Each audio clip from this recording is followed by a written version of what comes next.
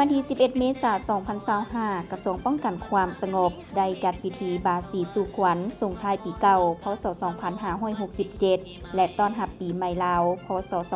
2568 ขึ้น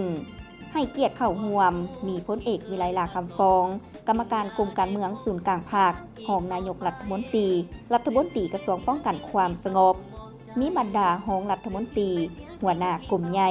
อดีตการนำคณะกรมกองอ้อมข้างกระทรวง ปกส.นครหลวง ตลอดฮอดครอบครัวการนำและภาคส่วนที่เกี่ยวข้องเข้าร่วม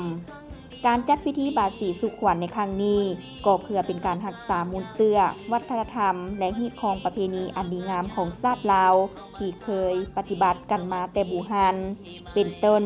แม่นปฏิบัติตามฮีต 12 ของ 14 ทั้งเป็นการเสริมสร้างความสามัคคีหักแพงภายในกลมกองให้แน่นแฟนและเพื่อเป็นการหับโศกหับไสตลอดปีใหม่ลาวโอกาสอันสง่าราศีนี้รัฐมนตรีได้กล่าวอวยพรไซอันประเสริฐให้นายและพลตำรวจทั่วกำลังป้องกันความสงบจงมีสุขภาพเข้มแข็งแข็งแรงมีความผาสุกในชีวิตส่วนตัวและประสบผลสำเร็จในหน้าที่เวียกงานบีซาสพอ